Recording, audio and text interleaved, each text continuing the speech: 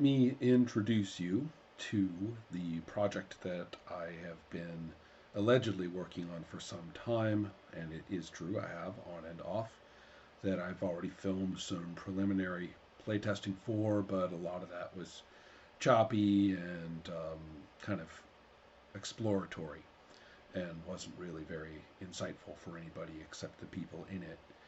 And so it is a project for Lamentations of the Flame Princess, which is published just across the Baltic from where I sit by Jim Raji. And I am doing a project like so many have for this game, and I am basing it specifically on the Ottoman Empire, the year that the game text is set.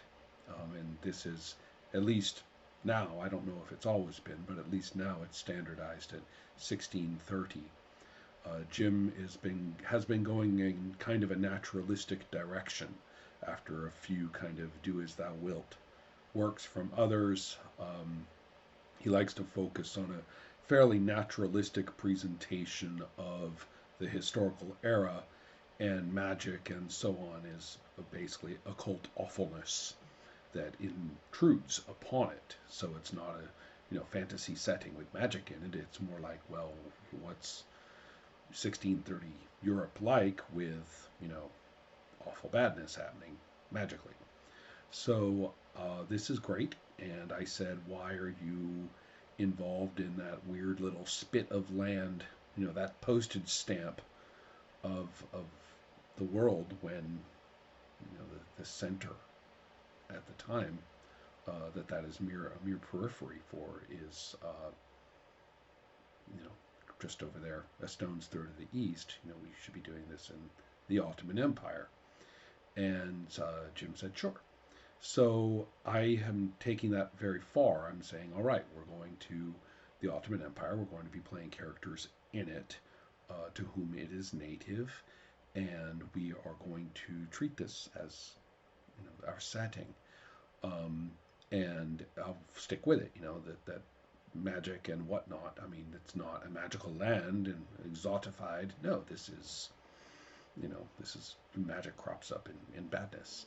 So anyway, there were several reasons why I wanted to do this. One is that I don't think the game has been well served as a general. I don't mean by its publisher. I mean, and I suppose I just criticized a million people, but the point is that I just don't see Lamentations being played much. Perhaps you are an exception, in which case, congratulations. But I am speaking of treating it as its own game without delusions of commonality with any other, without an identity shared by any other, by whatever initials. And so also I feel a certain way back in the Dark Ages kind of feeling of my own, in that Jim participated at the Forge in the mid 2000s and asked around, learned a little bit about independent publishing, and there's also some interesting parallel or perhaps shared roots in that Jim decided in Lamentations to make Summon a first level magic user spell, and then he also wrote a subroutine which is basically its own game for that, and he said he wanted to see demon summoning be made front and center for magic. And so there's a lot of people that we know in common, a lot of books we were reading in common back then, and it's nice to know that connection historically as well. All right, we have, therefore, plenty of reasons for me to say that Lamentations is its own game. That's one of them. And another is the interesting take on alignment the game has. And I'm sure someone out there has played it this way, but in my experience, when I sit down to play Lamentations of the Flame Princess, the people at the table all look at me kind of gormlessly when I say, so we're going to use these alignment rules. And basically the neat thing about it is that alignment is not a character position, opinion, feeling, ideology, moral guide, or anything, because the characters don't know they have alignments. Instead, everybody's neutral.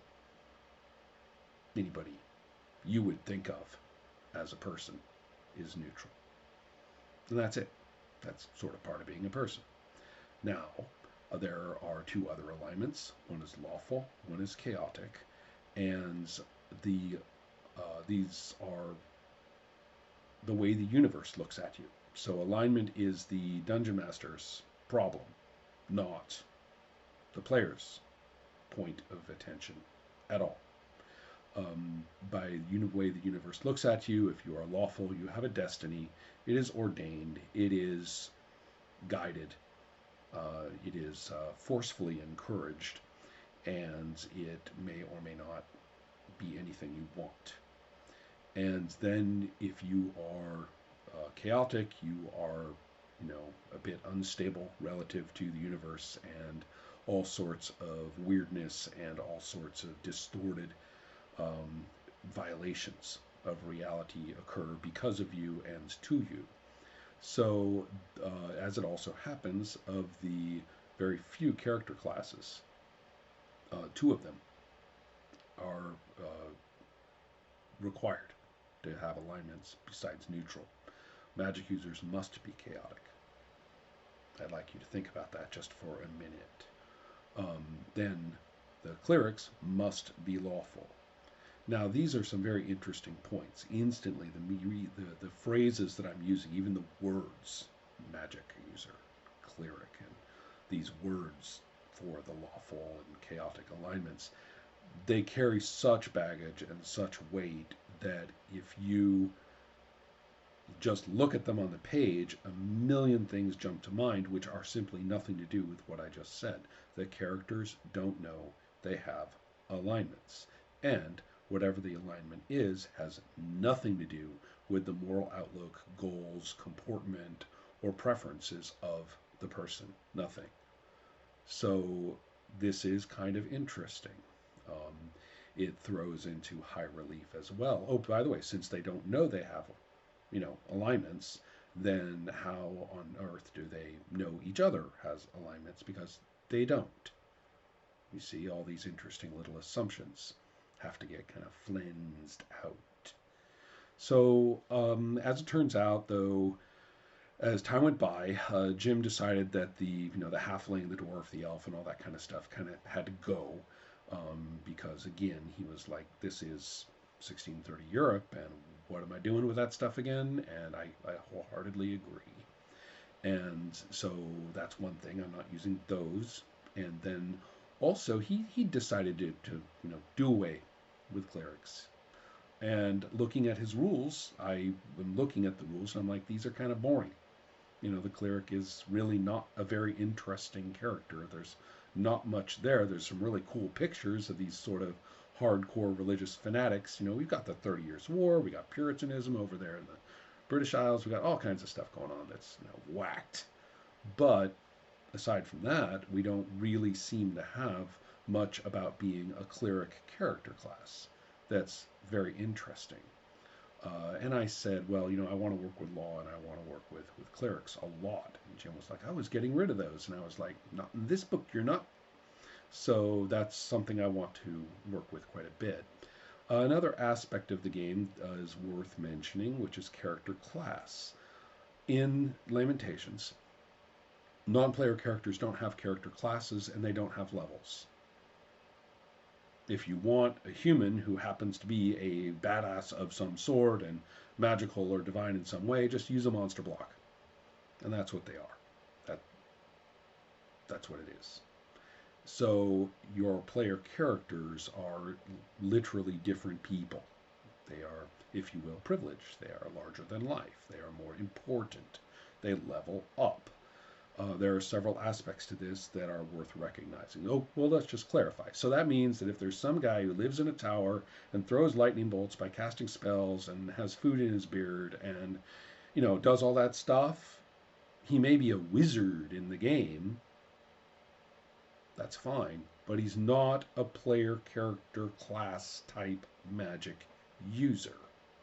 That's not what his mechanics are, and that's not, if you will, fictionally, how he got that way. He didn't go out and get a bunch of experience points and level up to become that guy.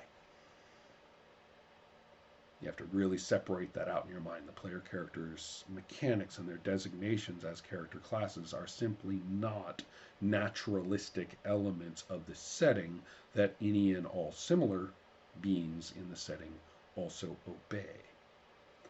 So that's cool. And then another aspect of that is that a character class is not a profession. A This is also very interesting and tricky because cleric is a profession as a word, and it goes kind of with the generic term fighter, specialist, and magic user, um, that are not professional terms. But you have to do the same for clerics. You have to do the same for all of them, basically. That they don't, this is not their job. There is not a magic user school. There is not a magic user shop. There is not, because you are a high-ranking cleric, small c, in a religious organization, does not mean you are a cleric with a capital C, the character class.